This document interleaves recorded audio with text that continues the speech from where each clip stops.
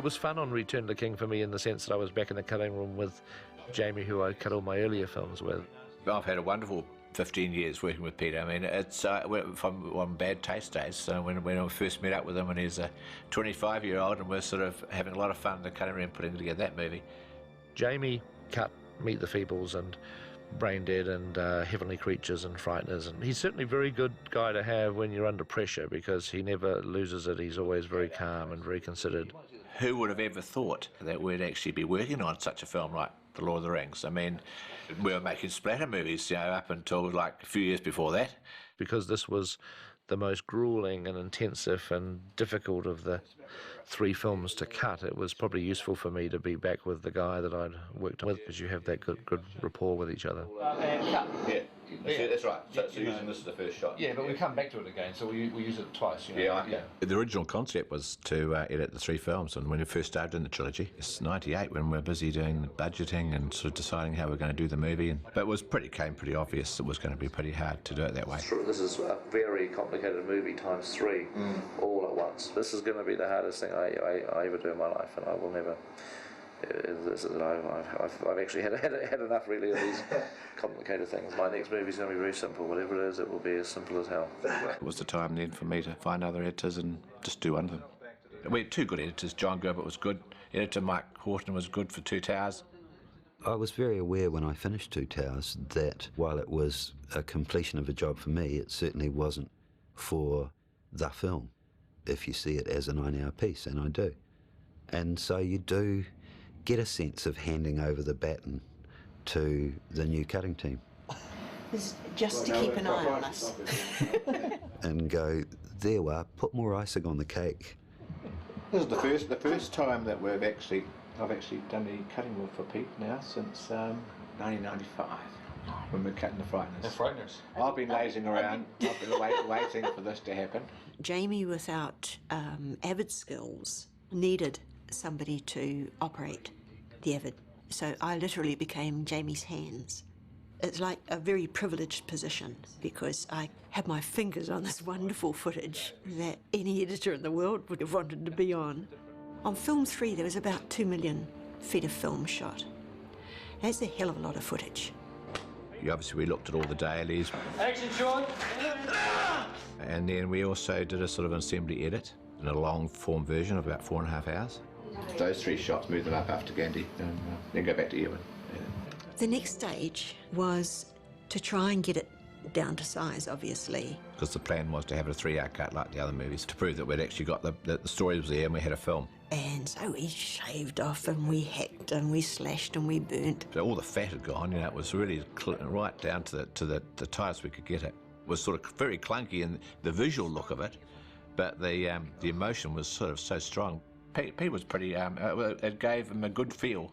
The first screening that ever really happened of Return of the King was in New Zealand. I had it on videotape at the house. Elijah Wood, Dominic Monaghan and Billy Boyd had come down to New Zealand, and they just came out with it and said, so can we look at Return of the King? We kind of asked him, we said, do you think it would be okay if we saw the cut that you have right now of Return of the King? And he's like, yeah. And I was really wanting to say no. I was wanting to say, listen, guys, let me just do a bit of work on it before I show it to you. But I thought, you know what, if seeing the Return of the King makes this something special for them, then I'm happy to do that. So anyway, I said, okay, come around to the house tomorrow at 10 o'clock and I'll stick it on. And it's just a crappy tape off the Avid, which looks like the quality is terrible. And there's not one completed visual effects shot in the film. And I thought, oh God, this is going to be terrible. The last pages are for you, Sam. By the end of the movie, we were just in bits. We were all crying. Pete was crying. I mean, we were absolutely blown away. I remember being told, like, this Doublehead Fine Cut was so good you could, it was said glibly, but could almost be released. Viewing it with people who are intimately involved in the film gives you quite a misleading sense of exactly what you're dealing with, because you've then got to look at it in the cold light of day and say, okay, what is somebody who's not that attached to the movie going to actually make of all of this? And you realise you had a lot of work to do. And I think although Peter honestly believed early in post on Return of the King that, oh yeah, Film's in great shape. It was always the strongest of the scripts, but ultimately, this really was the last hurrah. This was the last swing for the fence. And then I think he came to believe that why settle for merely very good for the last film when you could have, you know, something so much better. And I think that's what launched the whole kind of torturous editing process of all the movies. It was ultimately harder and more grueling and more difficult than the post-production on Two Towers, which I would have thought was impossible because that film was a bloody nightmare. But this one turned out to be even worse. The structure, the shape, the momentum, the pacing, the storytelling, the intercutting between storylines. Because, of course, on Fellowship we had one narrative. It was a very linear movie. Two Towers sort of split into three storylines. And, of course, in this movie, we really have five. We have the Pippin Gandalf story, you have the Merry Theoden Eowyn story, you've got Elrond and Arwen, you have Aragorn with Legolas and Gimli, and of course you have Frodo, Sam and Gollum. It was big. Then we started inheriting these damn scenes from film 2. We had an embarrassment of riches on Return of the King. We did have these great, wonderful scenes that didn't make it into the other films that we had filmed for them. For example, the scene of Arwen going off to the Greyhaven, seeing an image of her son and returning to confront her father. And we put it in Two Towers, but that just slowed the story down, whereas in Return of the King, it plays perfectly. If I leave him now, I will regret it forever. We also had the demise of Saruman. The death of Saruman was supposed to wrap out the Two Towers. I think a lot of people know that now.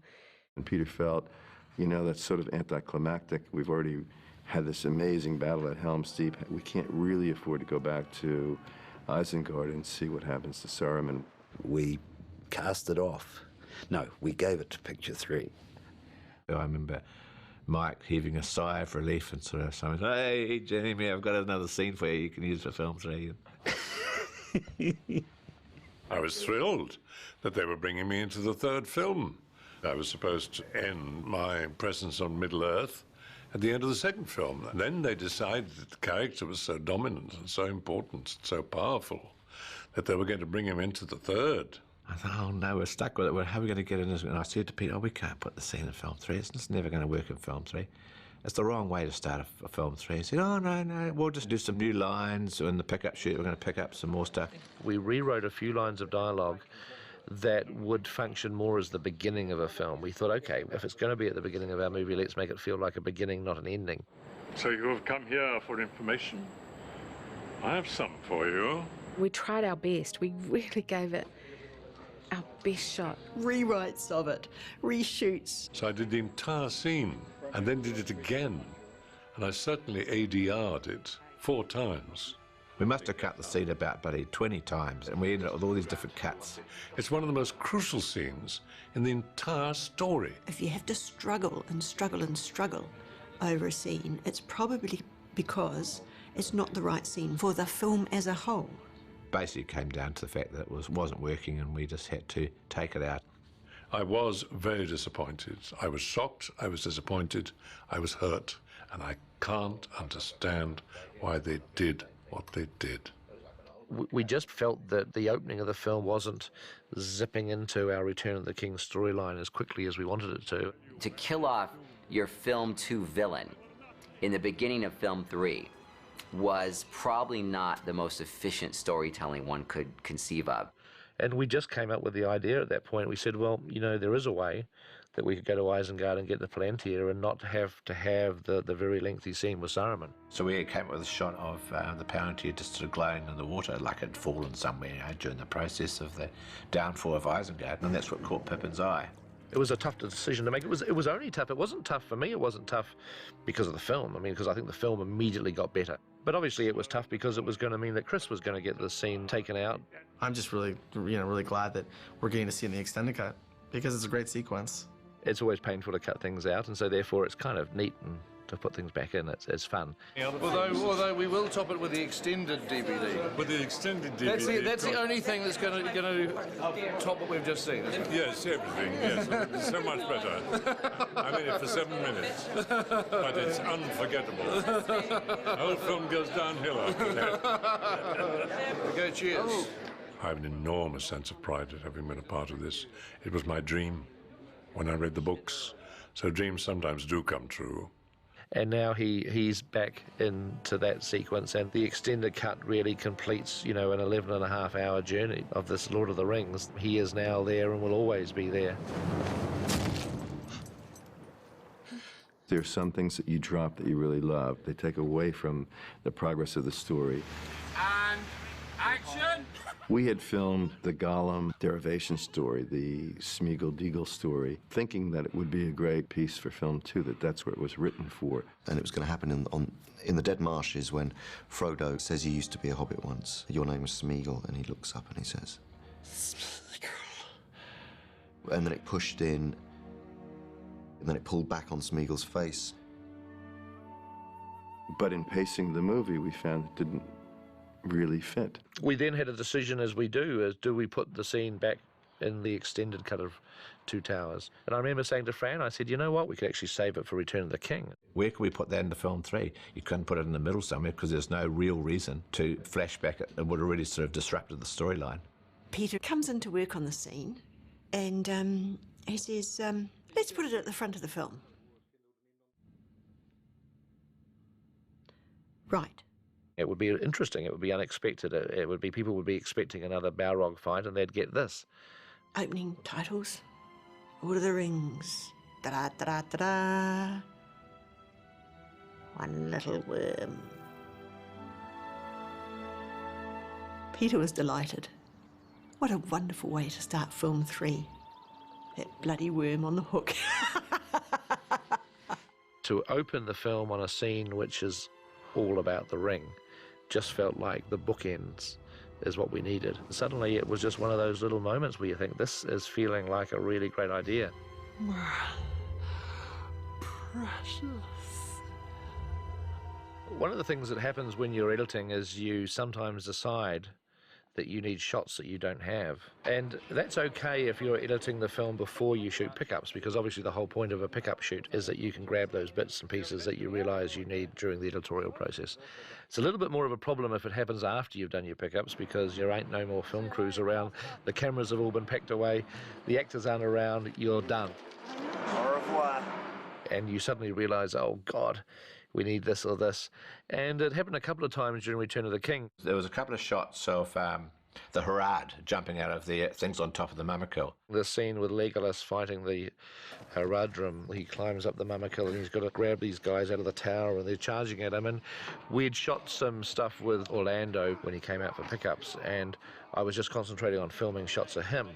And what I'd never done is I'd never shot any close-ups of Harad jumping out of the tower with spears. And Peter had kept saying, I'll get you the shot, I'll show you what I want, I'll get you the shots for this. Any excuse, and he'll pick up a camera and shoot something. And I said, look, Jamie, can you just grab a spear? And he said, well, we don't have a spear in the house. And I said, well, we've got a broom, haven't we? Grab a broom. Threw a broomstick at me. I said, you can hold this as a spear. And I'd be doing these jumps out through the front door with my broomstick. Just about every time I'd get jammed in the door or I'd get caught and I had to jump down towards him. I don't know how many takes of this would all look the same because I'm not a very good actor. And we cut that stuff into the movie, sent that back to New Zealand, and then they were able to use it as a guide and film the real Harad doing it for these last couple of shots. 34. I'm surprised they didn't just leave me in there and sort of rotoscope out the door, really. I mean, I would have made a good Harad. Definitely an Oscar nomination. And there was another situation where we were cutting the scene with Gollum, which is outside Shelob's tunnel, and we decided that we wanted to change the nature of the scene. I mean, it was all that sort of tugging and go to and fro with this ring idea. Frodo wanted to destroy it, but Gollum didn't want him to destroy it. We wanted to emphasise much more Gollum's reaction to the fact that the ring is going to get destroyed. We felt this was a really important moment.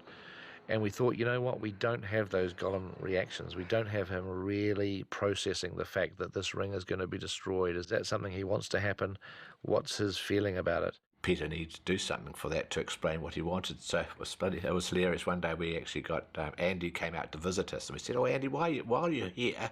Pete says, we want to shoot this very important connective moment between you and Frodo.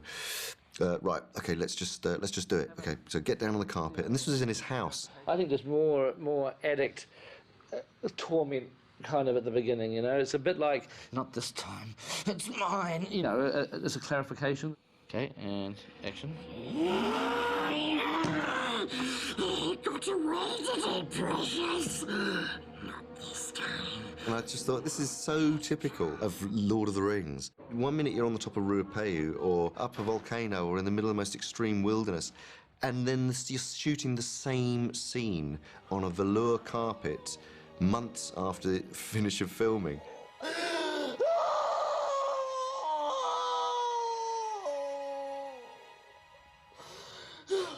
I'm thinking, I haven't even had a coffee yet, you know. I just rolled and I got him to do various things with his face and looking. We used that, put that into the Avid and cut those bits in, and we sent that back to New Zealand. That caused quite a lot of laughter back there. Waited it, precious.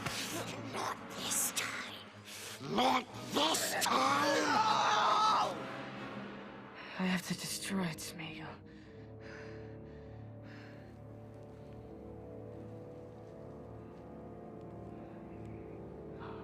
I have to destroy it for both our sakes.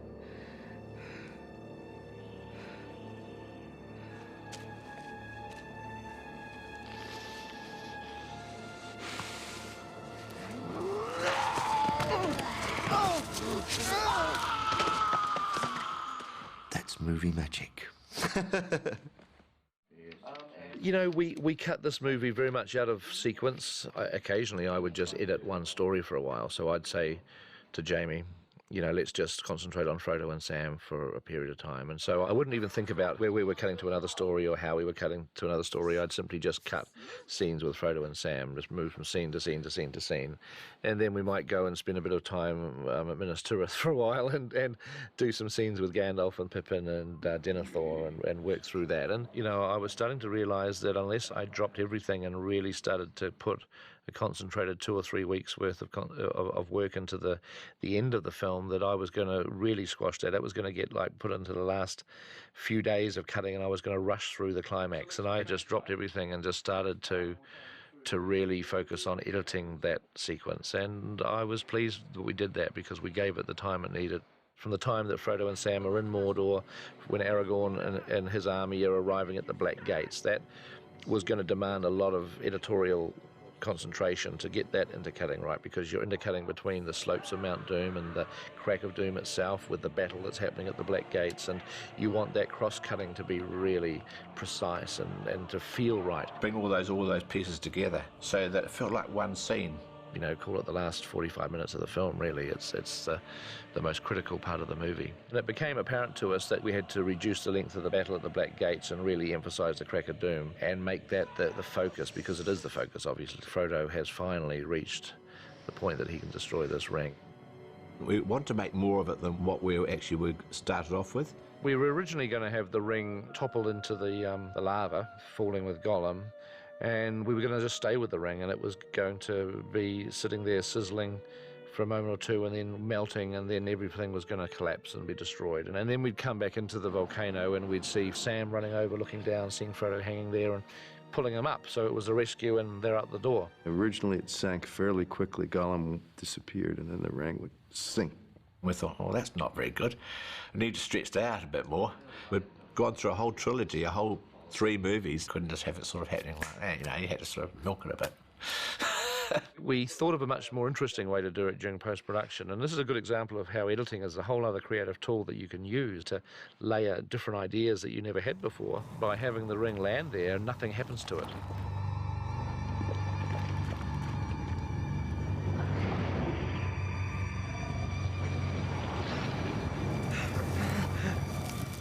And cutting back to it.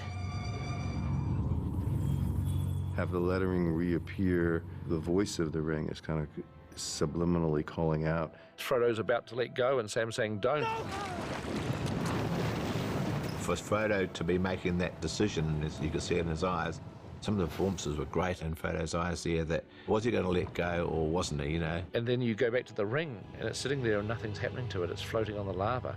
And so we just stretched out that moment by intercutting it 2 or 3 times. So you're actually having these two bits of tension going side by side. The ring melts, destruction happens. Frodo, is grabbing Sam's hand. And if Gandalf and Aragorn and all those people that are coming together felt like it was one scene, even though you're in different locations. It maximises the tension rather than sort of just doing it in a more perfunctory type of way. It's one of those cinematic things that you look for in the cutting room, Those lovely times when you can bring the emotion of one scene and draw the emotion of another with it, and bring them together. Glad to be with you, Samwise Gamgee.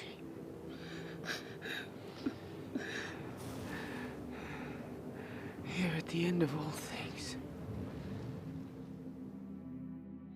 That 4.5 years of being on Rings was a great time in my life. What I learnt was absolutely immense in terms of teamwork. It's very important to get a team that all work very well together, and we have a fantastic team. I really think they really deserve a few drinks. They've done a wonderful job, and I'd have them on any other movie. I'd never ever would have imagined being where we are now when I first met up with Pete. I just take the view tonight that it's just hard to believe that here we are here tonight. And I met up with Peter, 15 years ago, we were doing Van Taste. And I thought, this guy's got a bit of talent, got to move him along. And so we had a lot of fun making those movies, and it's fantastic to receive this award tonight. I mean, it's just unbelievable. I mean, who would have ever thought? I've been very lucky to have continue working, cutting his movies. He could have easily got other editors to have worked with him. I mean, he didn't have to stay with me, but we had a pretty good relationship, worked quite well together. Well, it's a jolly good show. Thank you, everyone. I think it's very appropriate. Thank you, Peter. Thank you, thank you, thank you, thank you. It's very, very, very special. Oh. Been a fun 6 years. It's just fantastic that we're still working together and having a lot of fun making movies. We could keep it going for another year, couldn't we?